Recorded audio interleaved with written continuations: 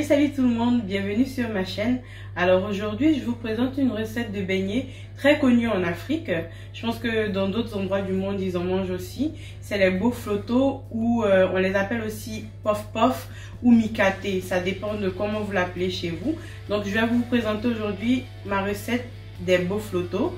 C'est une recette simple, facile à faire. Donc si vous voulez savoir comment je fais ma version des bofloto, je vous invite à me suivre en cuisine. Alors nous allons commencer par mettre dans notre bol 100 ml de lait tiède. Ensuite nous allons rajouter 300 ml d'eau, la moitié de notre sucre, donc j'ai à peu près 120 g de sucre, j'ai mis la moitié 60 g, 7 g de levure boulangère. Donc une fois que j'ai mis ça, je vais mélanger et je vais laisser reposer pendant 10 minutes. Après 10 minutes de repos, je mélange de nouveau et je vais rajouter le reste des ingrédients. Rajouter le reste du sucre. Ensuite, je vais mettre 2 sachets de sucre vanillé. Une fois que j'ai mis mon sucre vanillé, je vais venir mettre de la cannelle, vraiment un tout petit peu. Je mélange. Je vais mettre du gingembre, une cuillère à café. Je mélange pareil. Ensuite, je vais mettre quelques gouttes d'essence de vanille. Je vais commencer par mettre ma farine. Donc, je vais mettre progressivement la farine et mélanger en même temps.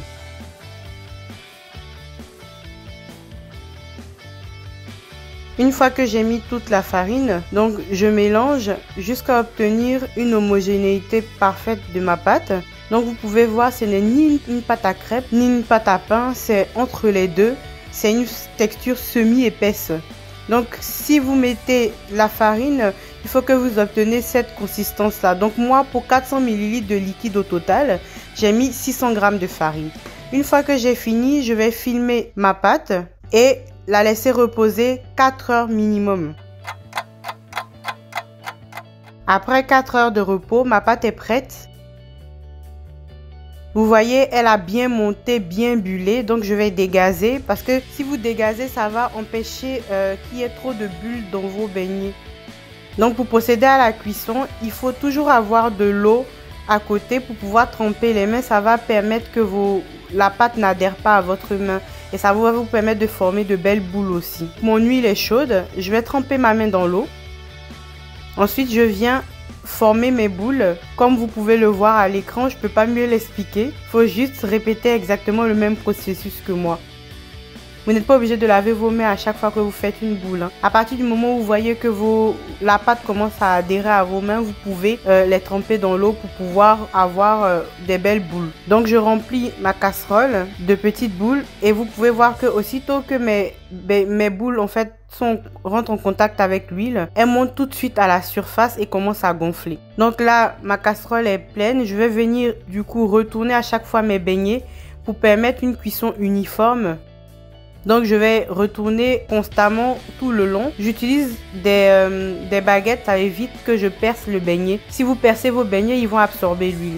Donc je retourne jusqu'à ce que ça commence à dorer. Vous pouvez voir à l'écran que ça dore, que ça commence à prendre une belle coloration. Je vais laisser cuire jusqu'à ce que ce soit parfaitement doré, que ça atteigne la coloration souhaitée. Et ensuite, je pourrai les retirer du feu.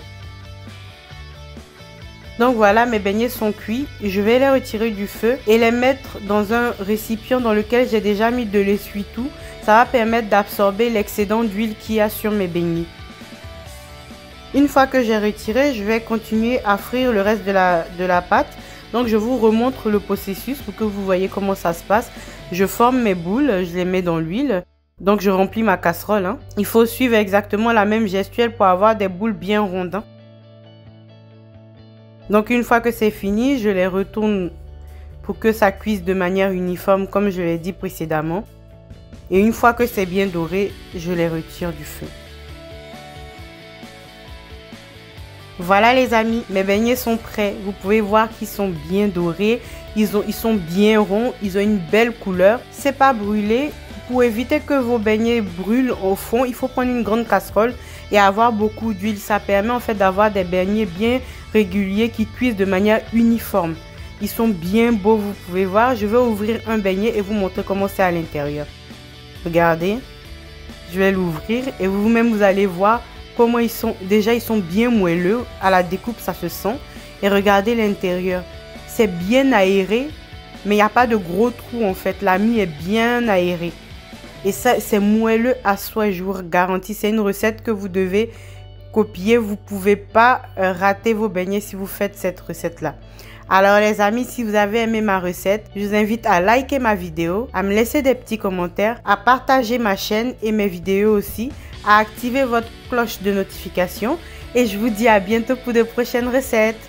Bye bye!